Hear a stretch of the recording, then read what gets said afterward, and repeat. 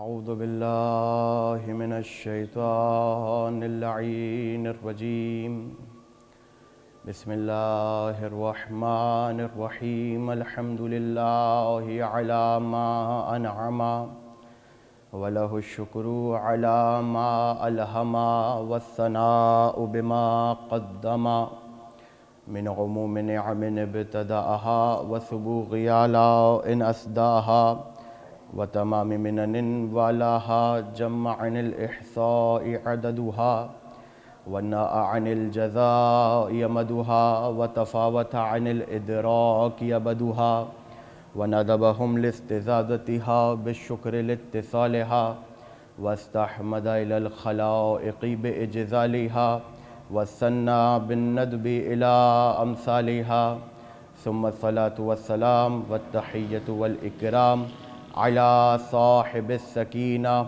والمدفون بالمدينة والمنصور المؤيد الذي اسمه في السماوات أحمد وفي الأرضين أبو القاسم محمد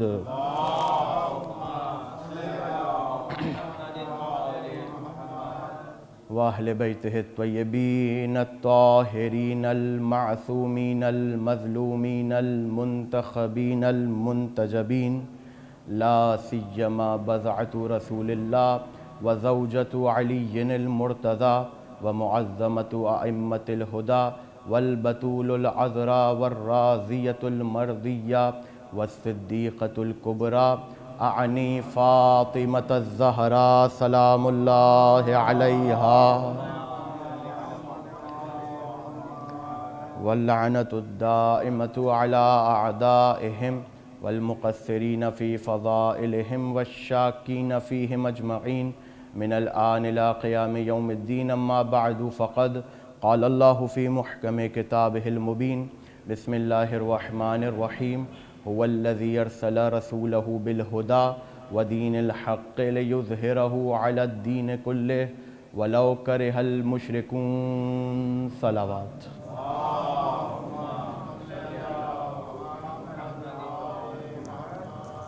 سہ روزہ مجالس اعزا کے سلسلے کی آج یہ دوسری تقریر آپ حضرات سماعت فرما رہے ہیں اور جس آیہ وافی ہدایہ کو سرنامہ سخن اور سرنامہ کلام قرار دیا گیا سورہ صف کی 9ویں آیت ہے کہ جس میں پروردگار عالم اپنا تعارف، اپنے نبی کا تعارف اور دین اسلام کی حقانیت اور اس کے غلبے کا اعلان کرتے ہوئے ارشاد فرماتا ہے کہ هو الذی ارسل رسولہ بالہدی ودین الحق، وہ اللہ کہ جس نے اپنے رسول کو بھیجا ہدایت کے ساتھ اور دین حق کے ساتھ لِیُظْہِرَہُ عَلَى الدِّینِ کُلِّہ، تاکہ یہ دین اسلام تمام ادیان کے اوپر غالب آ سکے.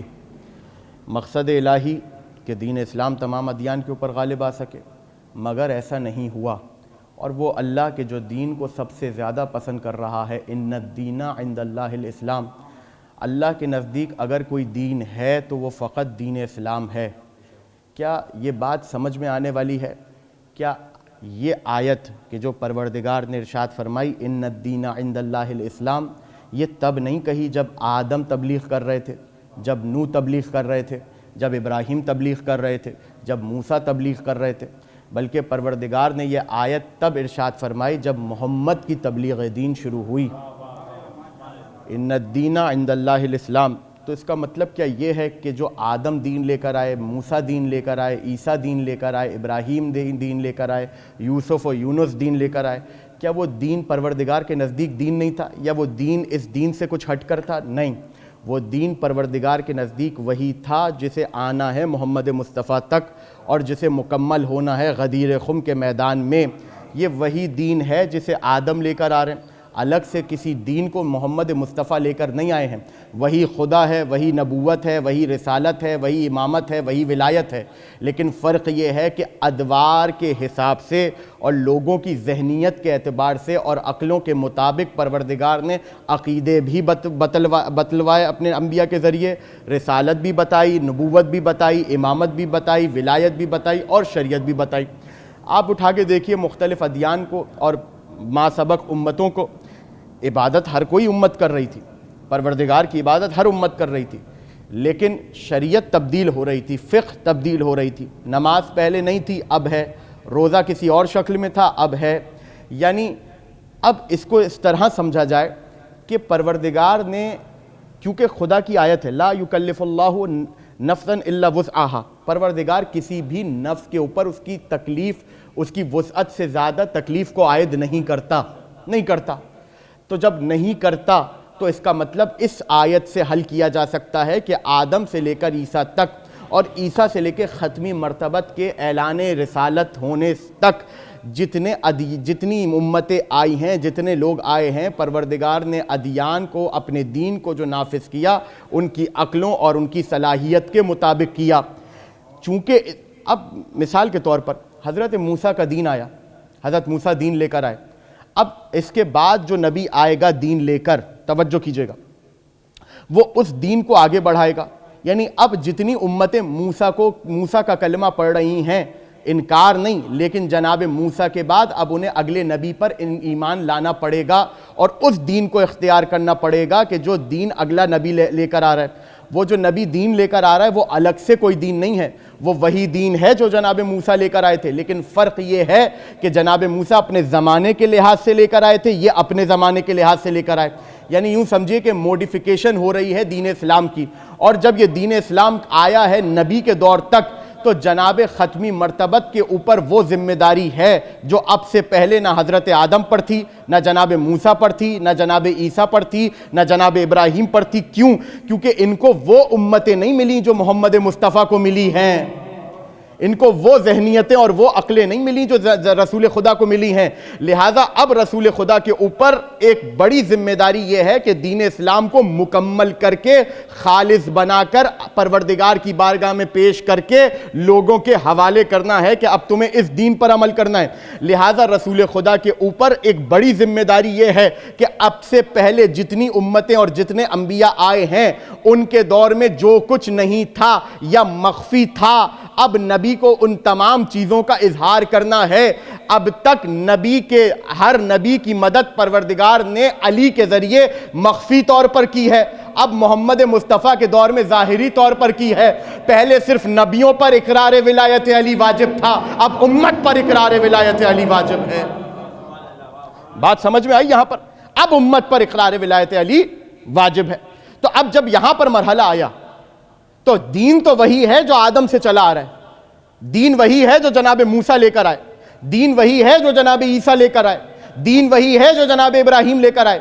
موڈیفیکیشن ہوئی اس دین کی اور رسول خدا کے دور میں وہ دین کامل ہو گیا امیر المومنین علی ابن ابی طالب علیہ السلام کی ولایت پر.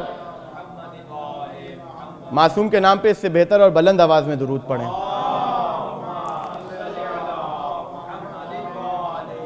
دین کامل ہو گیا، امیر المومنین کی ولایت پر دین کو کامل ہونا تھا. سو وہ دین الیوم اکملت لکم دینکم واتممت علیکم نعمتی ورضیت لکم الاسلام دینا. ہم نے اس دین کو اس اسلام کو بطور دین پسند کر لیا. دیکھیں پروردگار رحیم ہے، لطیف ہے. اس بات کو ذہن میں رکھیے گا کہ انسان کے وجود کے اندر فطرت میں پروردگار نے ایک چیز رکھی ہے اور وہ چیز ہے اقرار. کیا ہے؟ اقرار. کس چیز کا اقرار؟ توحید کا اقرار، خالقیت الہی کا اقرار، خالق حقیقی کا اقرار. کس طرح؟ یعنی ہر نبی گزر رہے ہیں ایک جا سے، ایک عورت بیٹھی ہوئی چکی چلا رہی ہے، سنا ہوا واقعہ ہے آپ کا. پروردگار کے حبیب نے پوچھا تمہارے پاس خدا کے ہونے کی کیا دلیل ہے، وجود الہی کی کیا دلیل ہے؟ اس نے کہا یہ چکی دلیل ہے. کہا وہ کیسے؟ کہ جب تک میں چلا رہی ہوں یہ چل رہی ہے، جہاں روکوں گی رک جائے گی. کائنات اپنے مدار پہ چل رہی ہے، اس کا مطلب یہ ہے کہ کوئی چلانے والا ہے. یہ اس نے کون سی حدیث سے استنباط کیا یا کون سی قرآن کی آیت سے استنباط کیا؟ یہ اس کی عقل نے کہا کہ یہ کہو. امام موسیٰ کاظم علیہ السلام، بہت توجہ کیجئے گا اس لیے کہ جناب سیدہ سلام اللہ علیہ کے خطبے کے جس جملے کی طرف آج لے کے جانا چاہتا ہوں اس کے لیے اس تمہید کو سمجھنا بڑا ضروری ہے. امام کاظم علیہ السلام کی حدیث ہے کہ اللہ نے تمہارے لوگوں کے اوپر دو حجتیں قرار دیں. ایک حجت ظاہری ہے اور ایک حجت باطنی ہے. حجت کیا مطلب؟ حجت وہ کہ جس کے ذریعے پروردگار اپنے پیغام کو نافذ کرتا ہے. پروردگار اپنی حجت کو تمام کرتا ہے، اس لیے اس کا نام حجت ہے۔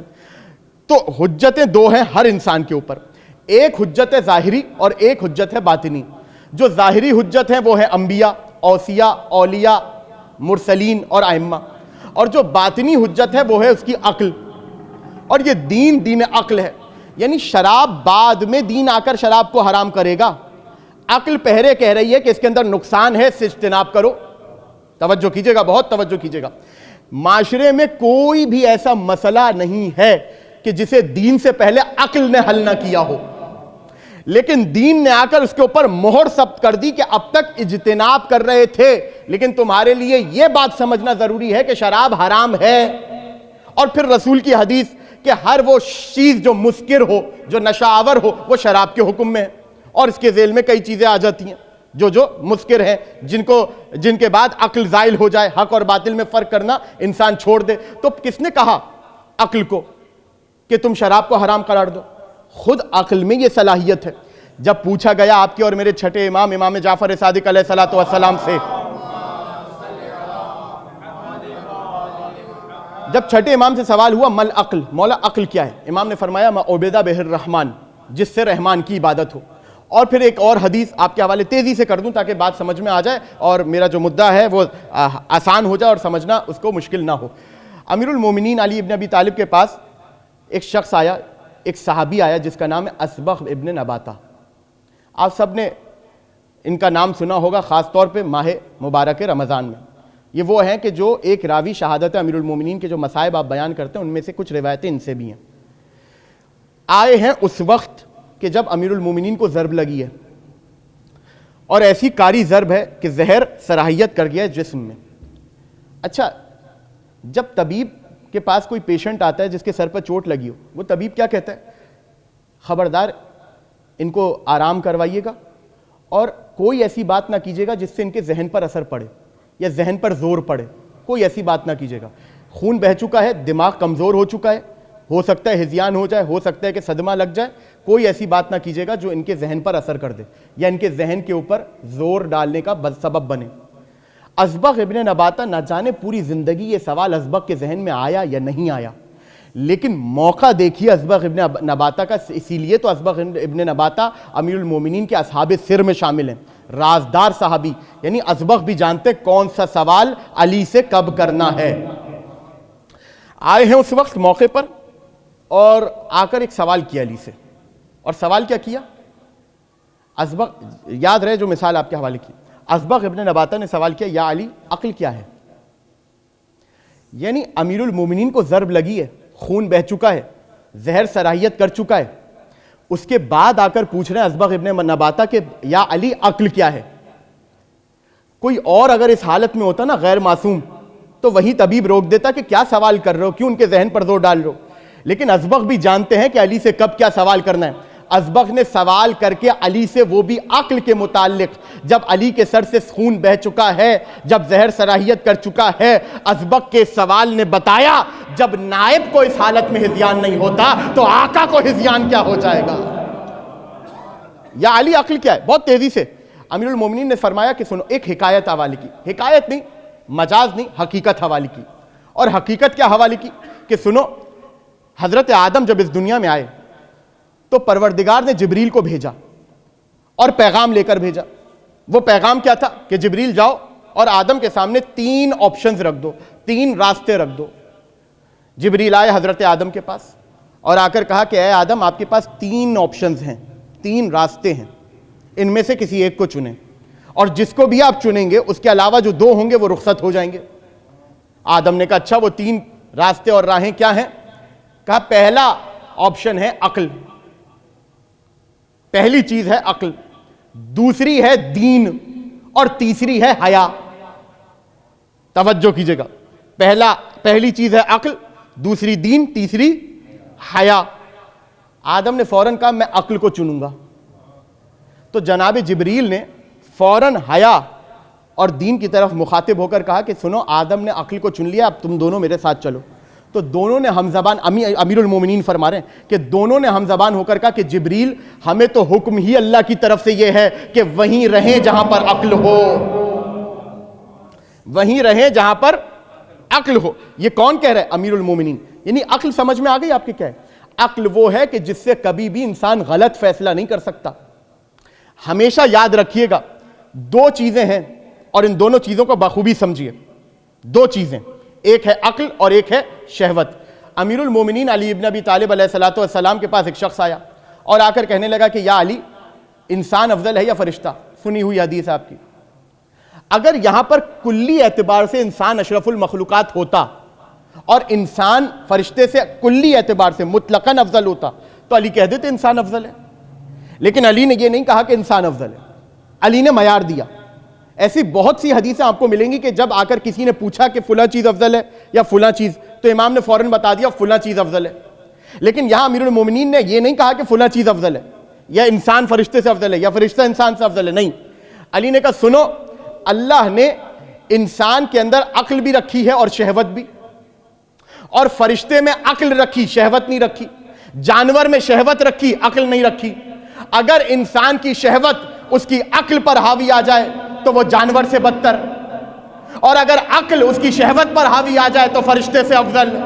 یعنی علی نے بتایا کہ ہر انسان فرشتے سے افضل نہیں ہے, بس وہ جو ہمارے بتائے ہوئے معیار پر اترتا ہے, بس وہ کہ جو ہمارے بتائے ہوئے معیار پر اترتا ہے. تو اور کیا ہے انسان کا نفس؟ اس سے ایک چیز اور حل ہوگی اگر آپ میرا ساتھ دیں تو. کیا ہے انسان کا نفس؟ انسان کا نفس وہ ہے کہ جس کے اندر باہم عقل کا اور شہوت کا ایک نزاع چل رہا ہے. یعنی کبھی انسان کی عقل اس کی شہوت پر حاوی, کبھی اس کی شہوت اس کی عقل پر حاوی. عقل کہہ رہی ہے کہ وہ فلاں کام مت کرو, اس میں نقصان ہے, لیکن شہوت کیونکہ اس کی طرف راغب کر رہی ہے, میلان دکھا رہی ہے, تو وہ انسان وہ کام کر رہا ہے. یعنی اس کی شہوت اس کی عقل پر غالب آ جائے. اور ایک مرتبہ شہوت کہہ رہی ہے کہ یہ کام کرو اور عقل کہہ رہی ہے کہ نہیں کرو, اور وہ اس کام کو ترک کر دے, تو یہ عقل ہے جو شہوت پر حاوی آ جائے. بس ہر وہ شخص کہ جس کے اندر ہر وقت عقل اور شہوت کا نزاع ہو, اسی کو غیر معصوم کہتے ہیں.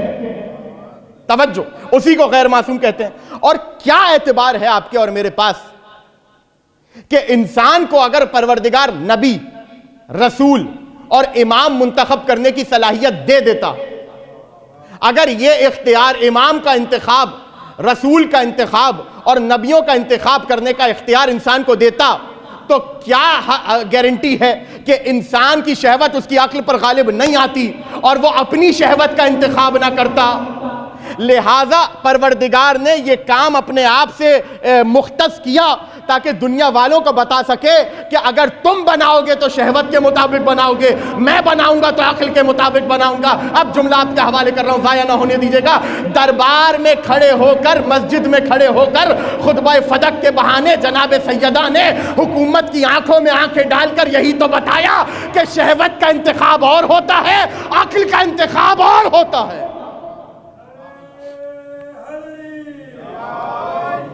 شہوت کا انتخاب اور ہوتا ہے, عقل کا انتخاب اور ہوتا ہے. لہذا ایک چیز ہمیشہ ذہن میں رہے کہ انسان کے پاس پروردگار نے دی ہے عقل.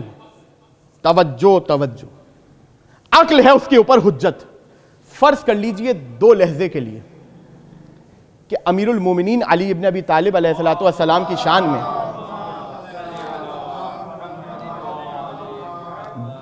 امیر المومنین کی شان میں اگر قرآن کی نہ کوئی آیت ہو, اگر اول تو ایسا ہے نہیں, لیکن فرض کیجئے اگر نہ امیر المومنین کی شان میں قرآن کی کوئی آیت ہو, نہ رسول کی حدیث ہو, نہ کوئی روایت ہو, تو کیا امیر المومنین امام نہیں ہے؟ بہت توجہ کیجئے گا.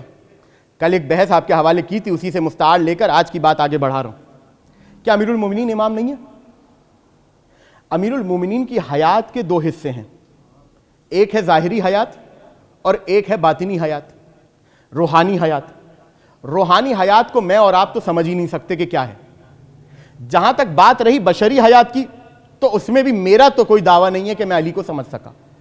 اگر آپ کی یہ بات سمجھ میں آ رہی ہے کہ ایک نو مولود بچہ جس کو ابھی مہینہ بھی نہیں ہوا, وہ جھولے کی تنابوں کو پکڑ کے کھڑا ہو اور کلہ اجدر کو دو نیم کر دے, یہ ہے علی کی بشری حیات. روحانی حیات تو بہت دور کی بات ہے, علی تو کہتے ہی اسے ہیں جس کی بشری حیات لوگوں کی عقل میں نہ آئے. تو کوئی دعویٰ نہیں کر سکتا. کیوں؟ کیونکہ رسول نے فرمایا یا علی ما عرف اللہ الا انا وانت، اے علی اللہ کو کسی نے نہیں پہچانا سوائے میرے اور تمہارے، مجھے کسی نے نہیں پہچانا سوائے تمہارے اور اللہ کے، اور تمہیں کسی نے نہیں پہچانا سوائے اللہ کے اور میرے۔ تو جب رسول کہہ رہے ہیں کہ نہیں پہچانا تو میں کیوں دعویٰ کروں؟ جب رسول کہہ رہے ہیں کہ نہیں پہچانا تو میں کیوں دعویٰ کروں؟ لیکن اس کے باوجود امیر المومنین کی اگر بشری حیات کو دیکھا جائے، جس میں امیر المومنین اٹھ رہے ہیں، بیٹھ رہے ہیں، قضاوت کر رہے ہیں، علم بانٹ رہے ہیں، لوگوں کے ساتھ انصاف کر رہے ہیں، تیمارداری کر رہے ہیں، عیادت کر رہے ہیں، اگر اس حیات کو بھی خالی دیکھا جائے تو عقل ہر انسان کے اندر نیزہ لے کر کھڑی ہے کہ اگر رسول کے بعد کوئی خلیفہ ہو سکتا ہے وہ فقط علی ابن ابی طالب ہو سکتے ہیں۔ عقل کہے گی، عقل کیوں؟ اس لیے کہ جس مسند پر پروردگار نے اپنے حبیب کو بٹھایا، اس مسند پر اگر کوئی بیٹھ سکتا ہے تو وہ ہوگا کہ جس کے لیے پروردگار نے قرآن کی آیتیں بھیجی، جس کے لیے نبی نے حدیثیں بیان کی، اور اگر قرآن کی آیت بھی نہ ہو نہ حدیث ہو، علی کی زندگی گواہی دے گی کہ خبردار مخلوط نہ کرنا، علی اور ہیں امتی اور ہیں، علی اور ہیں امتی اور ہیں۔ یہی مقدمہ تھا جناب سیدہ کا فدق کے لیے۔ ایک صلوات پڑھ دیں بی بی کی جان۔ یہی مقدمہ تھا جناب سیدہ کا کہ تم نے رسول میرے بابا کی جگہ پر اسے بٹھایا کہ جو اہل نہ تھا جگہ کا۔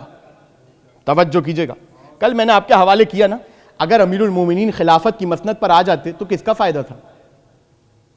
لوگوں کا فائدہ تھا نا۔ علی کا کیا فائدہ؟ پوری دنیا علی کا انکار کرے، علی کا کچھ جاتا نہیں ہے، اور علی کا کچھ، اور علی جس کا انکار کر دیں اس کا بنتا کچھ نہیں ہے۔ تو علی کا کیا نقصان ہے کہ اگر پوری دنیا علی کے خلاف ہو جائے، پوری دنیا علی کی خلافت کو چھوڑ دے؟ لہٰذا امیر المومنین اور جناب سیدہ جو دربار میں کھڑے ہیں، جو مسجد میں کھڑے ہیں، وہ اس وجہ سے کھڑے ہیں، اور جناب سیدہ جو زحمت کر کے کتنے قدم اپنے گھر سے، کوئی دوسرے شہر تو نہیں گئیں، دوسرے ملک تو نہیں گئیں، اپنے گھر سے نکل کے وہ گھر جو کھلتا ہی مسجد میں تھا، اور جس گھر کے علاوہ، جس دروازے کے علاوہ کسی دروازے کو اجازت نہ تھی اس مسجد میں کھلنے کی۔ مسجد کیا ہے؟ مسجد نبوی۔ مجھے نہیں معلوم یہ جملہ آپ کیسے سنیں گے، لیکن جملہ آپ کے حوالے کر رہا ہوں۔ اما جن کے گھر کے دروازوں کو مسجد میں کھلنے کی اجازت نہ ہو، ان کی رائے کو اسلام میں کیا دخل ہوگا؟ ان کی رائے کو اسلام میں کیا دخل ہوگا؟ تو ایک ہی دروازہ تھا نا جو مسجد میں کھل رہا تھا۔ کتنے قدم چل کے گئیں جناب سیدہ اپنا حق مانگنے کے لیے، اپنا حق طلب کرنے کے لیے؟ چند قدم۔ یہ زحمت بھی جناب سیدہ کیوں اٹھا رہی ہیں؟ اور صرف دربار نہیں گئی ہیں، صرف مسجد نہیں گئی ہیں، روایات کے جملے ہیں کہ ہر صحابی کے گھر پہ گئی ہیں۔ اگرچہ مصائب کے جملے ہیں، یہ بی بی سیدہ سلام اللہ علیہا کی بہت بڑی مصیبت ہے کہ محمد کی بیٹی کو دروازوں کی طرف جانا پڑ رہا ہے، اور جا کر ایک سوال کر رہی ہیں، انسیتم قول رسول اللہ فی غدیر خم؟ بھول گئے رسول کا وہ قول غدیر خم میں جو میرے ابن عم علی ابن ابی طالب کی ولایت کے سلسلے میں رسول نے ارشاد فرمایا تھا؟ وہ کیا؟ من کنت مولا فہذا علی مولا۔ یعنی نہ ولایت اتنا آسان امر ہے، نہ جناب سیدہ کا اقدام اتنا آسان امر ہے۔ بہت توجہ کیجئے گا، قرآن نے کہا نا لا تلتبس الحق بالباطل، خبردار حق کو باطل کا لبادہ نہ پہنانا، مخلوط نہ کرنا حق اور باطل کو۔ لیکن جہاں پر ایک نظام دے کے گئے نبی، سمجھیے گا اس بات کو، ایک نظام دے کے گئے رسول خدا، اور اس نظام کے بعد ہونا تو یہ چاہیے تھا کہ خالی حق کا پرچم بلند ہوتا اور دین اسلام تمام ادیان کے اوپر غالب ہوتا، لیکن اگر ایسا نہیں ہوا تو نتیجہ کیا نکلی بات؟ نتیجہ یہ نکلا کہ امت اس چیز پر جمع ہی نہیں ہوئی جو رسول چھوڑ کے گئے تھے۔ انی تارکن فیکم الثقلین کتاب اللہ وعترتی اہل بیتی ما ان تمسکتم بہما لن تضلوا بعدی وانہما لن یفترقا حتی یرد علی الحوض۔ میں تمہارے درمیان دو گرا قدر برابر کی چیزیں چھوڑ کر جا رہا ہوں، ایک قرآن اور ایک اہل بیت، جو ان دونوں سے متمسک رہا۔ کیا مطلب؟ یعنی نہ قرآن کو بہانہ بنا کے میرے اہل بیت کو چھوڑنا، نہ اہل بیت کو بہانہ بنا کے میرے قرآن کو چھوڑنا۔ میں دو چیزیں تمہارے درمیان چھوڑ کے جا رہا ہوں، جو ان دونوں سے جڑا رہا وہ کبھی میرے بعد بھٹکے گا نہیں۔ یعنی رسول کے بعد بھٹکنے کے پورے چانسز تھے، اور یہ دونوں کبھی ایک دوسرے سے جدا نہیں ہوں گے، یہاں تک کہ حوض کوثر پر مجھ سے آ کر ملیں گے۔ تو نبی چھوڑ کر گئے ہیں یہ دین جس کے اندر دو ستون ہیں، ایک ہے کتاب الہی اور ایک ہے احادیث اہل بیت۔ توجہ فرما رہے ہیں نا آپ؟ یہ دو ستون ہیں. اب جو جناب سیدہ کا خطبہ ہے اٹھا کے دیکھیے. توحید، نبوت، رسالت، امامت، ولایت. تو جب انسان غفلت میں ہوتا ہے کسی امر کو لے کر تو اسے یاد دلایا جاتا ہے کہ دیکھو پہلے تم کیا تھے اور اب کیا ہو. جناب سیدہ سلام اللہ علیہا نے جب اپنے بابا کا تعارف کروایا ہے یہ کہہ کر کہ میرے بابا نے میرے بابا کے اوپر درود و سلام، میں گواہی دیتی ہوں کہ میرے بابا اللہ کے بندے بھی ہیں، اس کے رسول بھی ہیں. وہیں پر جناب سیدہ نے ایک عجیب جملہ کہا. توجہ کیجئے گا، اس بات کو سمجھیے گا. عجیب جملہ کہا. فرمایا ابتعاثہ اللہ اتماما لامرہ وعزیمۃ علی امضاء حکمہ وانفاذا لمقادیر رحمتہ. سنو، پروردگار نے میرے بابا کو مبعوث کیوں کیا؟ ان کی حاجت ہے، لوگوں کی، امتوں کی، واضح رہے. پروردگار نے میرے بابا کو مبعوث کیوں کیا؟ اتماما لامرہ. اللہ نے میرے بابا کو اس لیے مبعوث کیا تاکہ اس کا امر تمام ہو سکے. اس جملے پہ ذرا رکیے، آئیے اسی آیت کی طرف. هو الذی ارسل رسولہ بالہدی ودین الحق لیظہرہ علی الدین کلہ. اور جناب سیدہ کا یہ جملہ کہ پروردگار نے میرے بابا کو اس لیے مبعوث کیا اتماما لامرہ تاکہ اپنے امر کو تمام کرے، عزیمۃ علی امضاء حکم، اور اپنے حکم کو شدت کے ساتھ، عزم کے ساتھ نافذ کر سکے، وانفاذا لمقادیر رحمتہ، اور اس لیے مبعوث کیا تاکہ اس کے مقادیر رحمت کو نافذ کیا جا سکے. یعنی ایک جملے سے بی بی نے یہ بتا دیا کہ اگر میرے بابا نہ ہوتے، نہ اس کا حکم نافذ کرنے والا کوئی تھا، نہ اس کے مقادیر کو نافذ کرنے والا کوئی تھا. اگر میرے بابا نہ ہوتے. کیسے پتہ چلتا تمہیں کہ اللہ کون ہے؟ کیسے پتہ چلتا تمہیں کہ عبادت کیا ہوتی ہے؟ کیسے پتہ چلتا کہ حقوق انسان کیا ہوتے ہیں؟ تم جن غفلتوں میں پڑے ہوئے تھے. فراء الامم فرقا فی ادیانہا اکفن علی نیرانہا عابدتا لاوثانہا منکرتا للہ مع عرفانہا. سنو، میرے بابا کو پروردگار نے مبعوث کیا جب اس نے امتوں کو دیکھا کہ وہ اپنے ہی بنائے ہوئے ادیان میں تھے، منتشر ہو چکے تھے، اپنی ہی بھڑکائی ہوئی آگ میں روز جل رہے تھے، اپنے ہی بنائے ہوئے بتوں کو پوج رہے تھے، اور فطرت کے تقاضوں کو جانتے ہوئے اللہ کا انکار کر رہے تھے. اللہ کا انکار کر رہے تھے. یہ کون کہہ رہا ہے؟ یہ جناب سیدہ کہہ رہی ہیں. تمہاری حیثیت اور تمہاری اوقات کیا تھی؟ تمہاری حیثیت یہ تھی کہ چھوڑے ہوئے لقموں کو گندے نوالوں کو کھایا کرتے تھے، غلیظ پانی پیا کرتے تھے. تمہیں معلوم ہی نہیں تھا کہ اطراف کے قبائل میں سے کب کوئی آئے اور تمہیں اپنے پاؤں کے نیچے کچل کے چلا جائے. فَأَنَارَ اللَّهُ بِأَبِي مُحَمَّدٍ صلی اللہ علیہ وآلہ ظلمہا.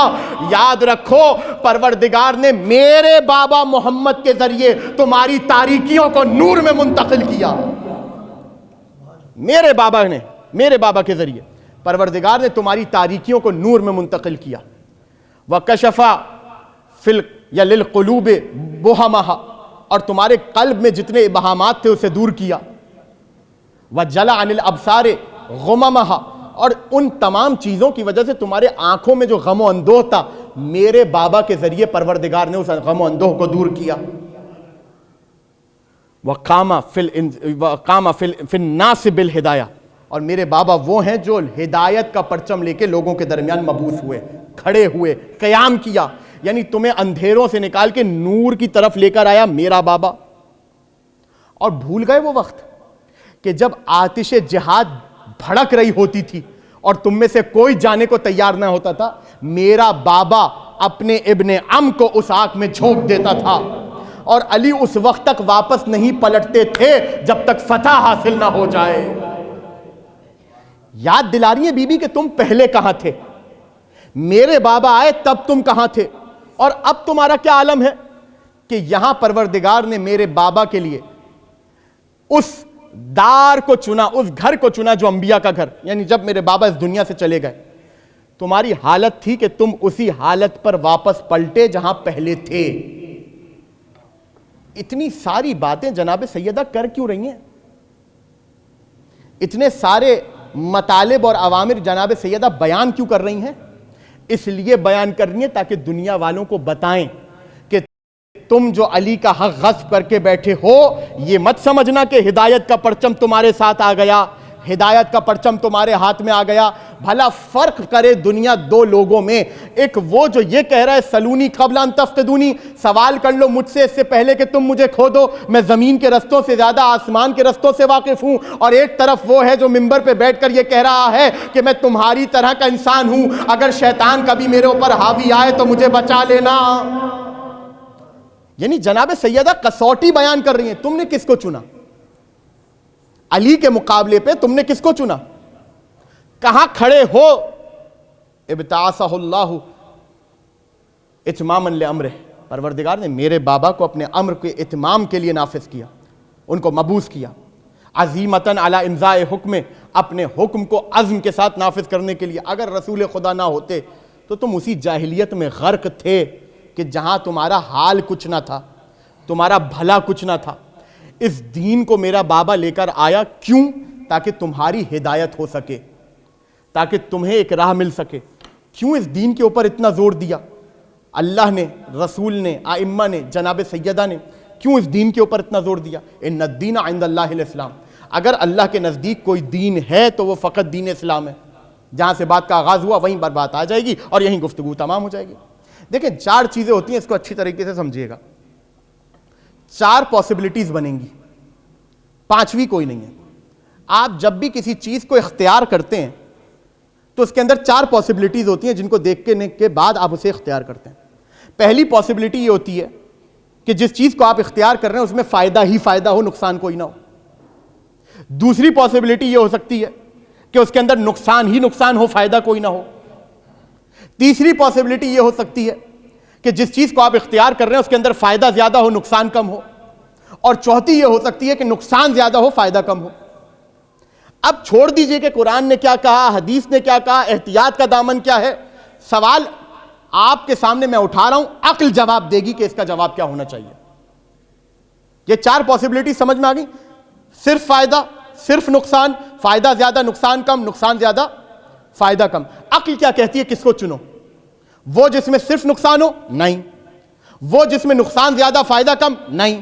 اب بچی 2 چیزیں کہ جس میں فائدہ زیادہ نقصان کم، یا صرف فائدہ نقصان کوئی نہیں۔ عقل کہے گی وہاں جاؤ جہاں پر فائدہ ہو۔ توجہ، عقل کہے گی کہ وہاں جاؤ کہ جہاں پر فائدہ ہو۔ اور احتیاط کا دامن کیا ہے؟ میں آپ کے سامنے 100 گلاس رکھوں پانی کے یا شربت کے اور کہوں کہ اس میں سے ایک میں زہر ہے، آپ فال نکالیں گے ان 100 میں سے کہ کون سا گلاس پیوں؟ اور اگر کوئی فال نکال بھی رہا ہوگا تو آپ کہیں گے کہ اس کا فال نکالو، اس کے پاس عقل ہے بھی یا نہیں؟ ایسا ہے یا نہیں ہے؟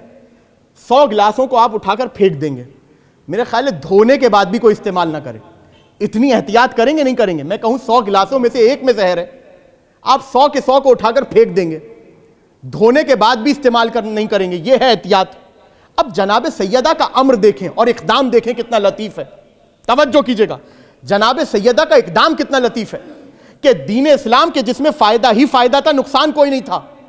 جناب سیدہ اس دین کی خبر کو لے کے گئی ہیں مسجد نبوی میں اور لوگوں کو بتایا ہے کہ تم نے منبر پر اس کو بٹھایا کہ جس کی ذات سے صرف نقصان ہے، فائدہ کوئی نہیں۔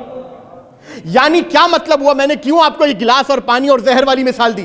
مثال اس لیے دی تاکہ اپنا مدعا سمجھا سکوں۔ مدعا یہ ہے اور جس کے اوپر اٹل ہے دین اسلام اور احکامات اسلام، وہ یہ کہ جناب سیدہ نے بتایا کہ تم نے جس کو منبر پر بٹھایا ہے تم نے عقل کے خلاف کام کیا ہے۔ تمہاری شہوت عقل پر غالب آئے اور جس کی شہوت عقل پر غالب آ جائے وہ جانور سے زیادہ بدتر ہوتا ہے۔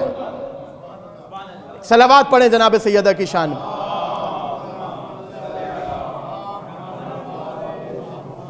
جس کی شہوت اس کی عقل پر غالب آ جائے وہ جانور سے زیادہ بدتر ہو۔ تمہارا فیصلہ کوئی قابل اعتبار نہیں تھا، تم نے جسے منبر پر بٹھایا وہ قابل اعتبار نہیں تھا۔ دین تمہیں میرا بابا دے کے گیا، وہ دین کے جس کے اندر فائدہ ہی فائدہ ہے، نقصان کوئی نہیں۔ اور وہ دین کے جسے قیامت تک جانا ہے۔ اب کوئی نبی نہیں آئے گا، اب کوئی وحی نازل نہیں ہوگی، اب کوئی قرآن کی آیت نازل نہیں ہوگی۔ کیوں نازل نہیں ہوگی؟ کیونکہ اس دین کے اندر اب اتنی صلاحیت ہے کہ یہ قیامت تک کے انسانوں کے معاملات کو ڈیل کر سکتا ہے، قیامت تک کے انسانوں کے معاملات کو۔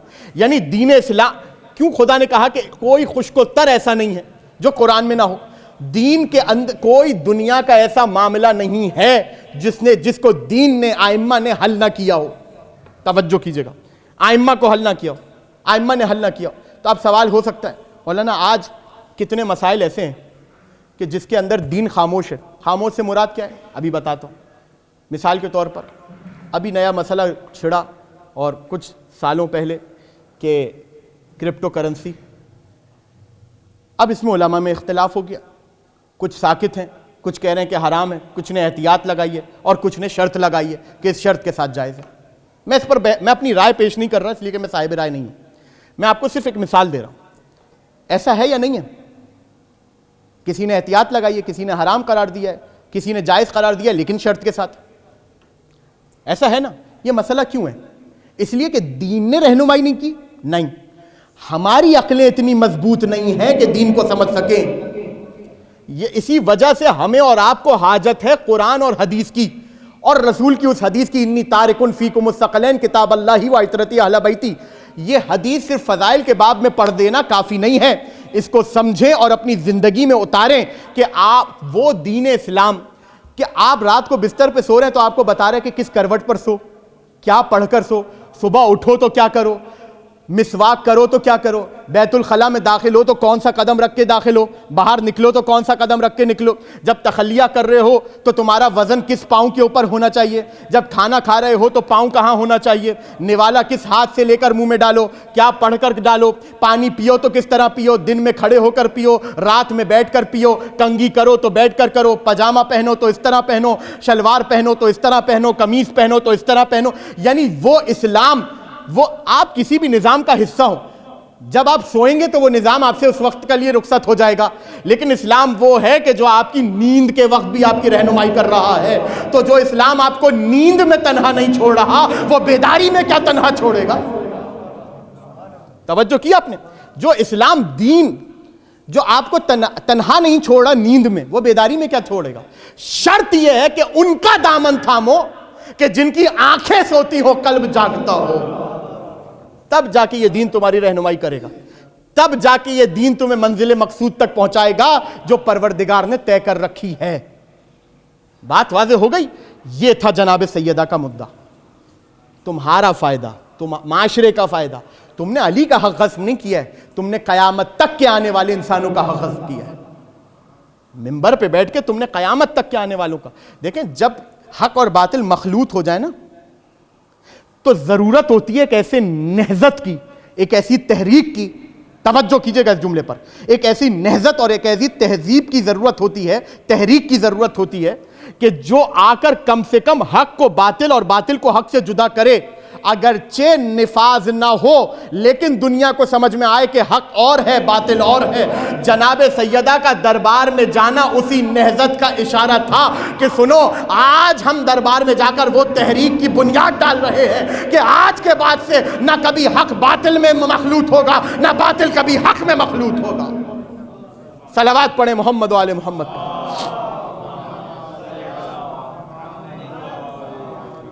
ختم ہو گئی تقریر. نتیجہ آپ کے حوالے آج کی حد تک. تفصیل سے گفتگو اور اختتامی گفتگو انشاءاللہ کل ہوگی. یہ اقدام ہے جناب سیدہ کا, یہ ارادہ ہے جناب سیدہ کا. اپنے گھر سے نکلی. ایک عجیب و غریب جملہ آپ کے حوالے کروں تاکہ بات اور واضح ہو سکے. ابن ابی الحدید معتزلی, معتزلہ فرقے کا بہت بڑا عالم, نام سنا ہے آپ نے, ان کی شرح نہج البلاغہ بھی ہے. انہوں نے اپنی کتاب میں ایک عجیب و غریب واقعہ لکھا. انہوں نے لکھا کہ میں نے ایک بار اپنے استاد سے سوال کیا. یہ واقعہ سمجھنے کی بھی ضرورت ہے اور سمجھانے کی بھی ضرورت ہے.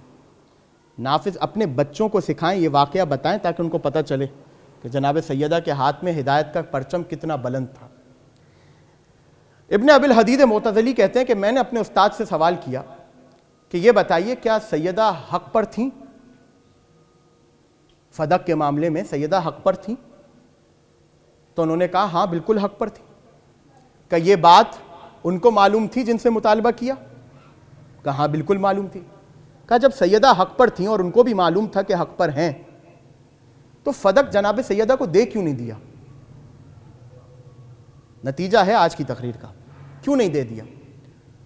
تو ابن ابی الحدید معتزلی کہتے ہیں تنزیہ ہنسی مسکرائے میرے استاد، اور مسکرا کے کہنے لگے کہ اگر اس دن ان کی حق بیانی پر اور سچائی پر ان کو فدق دے دیتے، اگلے دن وہ علی کی خلافت کا مطالبہ کرتی اور وہ بھی دینا پڑتا اگر فدق دے دیتے۔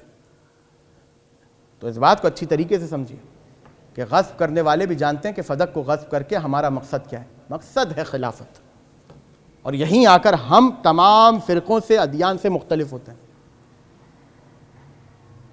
ولایت کا امر آسان امر نہیں ہے عزیزارو، یہ ولایت وہ ہے، علی ابن ابی طالب کی ولایت وہ ہے کہ جس کے لیے سیدہ نے جلتا ہوا دروازہ اپنے اوپر گروا دیا۔ یہ گوارا ہے کہ مصیبتیں آ پڑیں، لیکن یہ گوارا نہیں ہے کہ علی کا حق کوئی اور چھین لے۔ اللہ اکبر۔ آج شب شہادت بنت رسول ہے، آپ کی ہائے بلند ہو گئی، آپ کی آنکھوں میں آنسو آ گئے۔ ذرا سوچئے کہ آج بی بی کے مصائب سن کر آپ کی آنکھیں بھر آتی ہیں، ان بچوں کے دل پر کیا گزری ہوگی کہ جنہوں نے اپنی آنکھوں کے سامنے اپنے ماں پر گزرتی ہوئی مصیبتوں کو دیکھا، ان بیٹیوں کے دل پر کیا گزرتی ہوگی۔ گلی میں اگر کوئی حادثہ ہو جائے تو گلی میں اندر جتنے لوگ رہ رہے ہیں وہ سہم جاتے ہیں، محتاط ہو جاتے ہیں۔ ذرا تصور کیجئے، چھوٹے چھوٹے بچے گھر میں ہیں اور جلتے ہوئے دروازے پر کسی نے لات ماری ہے، کیسا دل تڑپا ہوگا حسن و حسین کا کہ یہ بات جانتے ہیں کہ دروازے کے پیچھے ان کی ماں کھڑی ہے۔ کیا عالم تھا جناب زینب کبریٰ کا کہ جن کو معلوم ہے کہ دروازے کے پیچھے ان کی ماں کھڑی ہے۔ خدا جانے علی سے جو زخم چھپائے وہ چھپائے، خدا جانے سیدہ نے اپنے بچوں سے کتنے زخم چھپائے ہوں گے۔ اجرکم علی اللہ، اجرکم علی صاحب الزمان۔ جتنے دن زندہ رہیں روایتیں کہتی ہیں ناحلۃ الجسم و باقیۃ العین، جسم نحیف ہو چکا تھا، آنکھوں سے مسلسل آنسو بہتے رہتے تھے، اور ہر تھوڑی دیر بعد جناب سیدہ کو غش آتا چلا جاتا تھا، غش سے افاقہ ہوتا تھا۔ حسن و حسین اپنے نانا کی قبر پہ جا کے ماں کے لیے دعا کرتے تھے، ماں نانا ہماری ماں کو شفا عطا فرمائے۔ اللہ اکبر۔ اسی حالت میں جناب سیدہ نے تبلیغ کی ہے امیر المومنین کی ولایت کی، امیر المومنین کی خلافت کی۔ نہیں معلوم عزاداروں، میں اور آپ صرف بیان کر سکتے ہیں، تصور نہیں کر سکتے، خدا کی قسم تصور نہیں کر سکتے۔ علی گھر میں داخل ہوئے، سیدہ کی آنکھوں میں آنسوؤں کو دیکھا، کہ سیدہ آپ روتی کیوں ہیں؟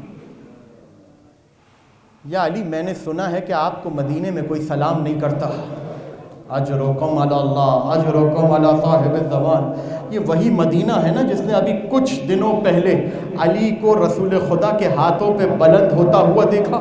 یہ وہی مدینہ ہے نا جس نے یہ سنا من احب علی فقد احبنی ومن ابغضہ فقد ابغضنی۔ جس نے علی سے محبت کی اس نے مجھ سے محبت کی، جس نے علی سے دشمنی کی اس نے مجھ سے دشمنی کی۔ عزادارو ابھی سنا ہے نا، خدا جانے سیدہ کے دل پر ایسا کیا کرب گزرا کہ سیدہ کہتی ہیں یا علی میں نے سنا ہے کہ آپ کو لوگ سلام نہیں کرتے۔ اگلا جملہ علی کا سنیں گے عزادارو آپ کی آوازیں بلند ہو جائیں گی۔ علی نے کہا سیدہ صرف اتنا سنا ہے، ارے مصیبت یہ ہے کہ میں علی سلام کرتا ہوں کوئی جواب نہیں دیتا۔ اجرکم علی اللہ اجرکم علی صاحب الزمان۔ ایک شیعہ کے لیے یہ تصور کرنا بڑا مشکل ہے عزیزاروں کہ اس کے مولا پر ایک وقت ایسا بھی آئے کہ سلام کیا بھی نہیں جا رہا، سلام کا جواب بھی نہیں دیا جا رہا۔ خدا جانے سیدہ نے یہ دن کیسے گزارے۔ ہاں عزیزاروں، کئی مثالیں اسی دنیا میں موجود ہیں۔ ایک بہت بڑے عالم تھے، ان کی پسلیوں میں ایک بال آ گیا تھا اور ڈاکٹر نے آپریشن کا کہا 2 دن میں آپ ٹھیک ہو جائیں گے۔ آپریشن ہوا، 2 دن میں ٹھیک ہو گئے، مگر آنکھوں میں آنسو تھے۔ کسی نے کہا کہ آپ روتے کیوں ہیں؟ کہا میں رو اس لیے رہا ہوں، مجھے اپنا درد نہیں ہے، ان 2 دنوں میں مجھ پہ جو گزری ہے وہ میں جانتا ہوں۔ مجھ سے سانس نہیں لی جاتی تھی، سانس اٹکتی تھی میرے سینے میں۔ خدا جانے محمد کی بیٹی نے 95 دن پسلیوں کے درد کے ساتھ اجرکم علی اللہ اجرکم علی صاحب الزمان۔ مولا آپ کو کوئی غم نہ دے سوائے غم اہل بیت کے۔ یا صاحب الزمان یا بقیت اللہ اپنی جدہ کا پرسہ قبول کرے۔ ہاں عزیزارو، وہ وقت آیا کہ جب علی اپنے بچوں کے ساتھ مسجد میں تھے، یہاں پر اسماء بنت امیس ارے سیدہ کے ساتھ تھی۔ سیدہ کہتی ہیں اسماء میں نے کھانا بنا دیا ہے، جب میرے بچے آ جائیں میرے بچوں کو کھانا کھلا دینا، اور سنو میں اس حجرے میں ہوں، جب تک میری تسبیح و تحلیل کی آوازیں آتی رہیں سمجھ جانا میں زندہ ہوں۔ جہاں میری تسبیح و تحلیل کی آواز بند ہو جائے سمجھ جانا فاطمہ اس دنیا سے چلی گئی ہے۔ عزیزارو، تھوڑی ہی دیر گزری تھی، حسن و حسین دوڑتے ہوئے گھر آئے۔ اسماء کہتی ہیں میں نے دسترخوان بچھایا، بچوں کے آگے کھانے کو رکھا، بچوں نے میرے چہرے کی طرف دیکھ کر کہا اسماء کیا ہم نے کبھی ماں کے بغیر کھانا کھایا ہے؟ جن کی مائیں ہیں وہ یہ جملہ سمجھیں گے۔ بس ابھی اسماء بہوے گفتگو تھی کہ سیدہ کی تسبیح و تحلیل کی آوازیں آنا بند ہو گئی۔ سر سے چادر کو پھینکا، انا للہ و انا الیہ راجعون۔ بچوں، اب وہ ماں نہ رہی جو لقمے بنا بنا کر دیتی۔ اجرکم علی اللہ اجرکم علی صاحب الزمان۔ عزیزارو، جانتے ہیں جیسے ہی بچوں نے یہ سنا اپنے اماموں کو پھینک دیا، آستینوں کو چاک کر لیا، گریبان کو چاک کر لیا، دوڑتے ہوئے مسجد میں گئے۔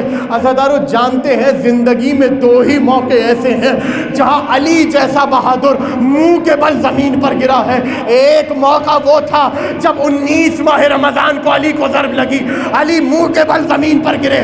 روایت کا جملہ ہے یہاں دونوں بچے مسجد میں داخل ہوئے، علی نے بچوں کو دیکھا، تصور کرنا عزیزارو بچوں کے سر پر امامے نہیں تھے، گریبان چاک تھا، آستینیں پلٹی ہوئی تھی۔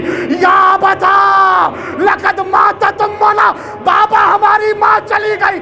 روایت کہتی ہے فوقع علی علی وجہ، علی منہ کے بل زمین پر گر پڑے، علی منہ کے بل زمین پر گر پڑے۔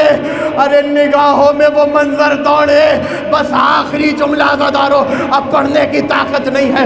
عزیزارو، علی کی آنکھوں کے سامنے کیا کیا مظالم ہوئے سیدہ پر میں اور آپ تصور نہیں کر سکتے، لیکن ایک روایت سے اندازہ لگائیں، ایک روایت سے اندازہ لگائیں۔ جب حسین کربلا میں نیم کنی کی حالت میں تھے، جان کنی کی حالت میں تھے، کسی کو معلوم نہیں ہو پا رہا تھا حسین زندہ ہیں یا اس دنیا سے چلے گئے ہیں۔ ابھی سب میں بحث چل رہی تھی کہ ایک مرتبہ شمر آگے بڑھا، اس نے کہا میں بتاتا ہوں حسین زندہ ہے یا مر گئے۔ ارے کانوں کے قریب آیا اور آ کر کہا زینب کے خیموں پر حملہ کرو، بس یہ سننا تھا۔ حسین کوہنیوں کے بل اٹھ کر بیٹھ گئے، ابھی میں زندہ ہوں، خبردار علی و بطول کی بیٹیوں کے خیموں کی طرف حملہ نہ کرنا۔ میں ہاتھوں کو جوڑ کے کہوں یہ مصیبت ہے علی کی کہ تماچا لگ رہا تھا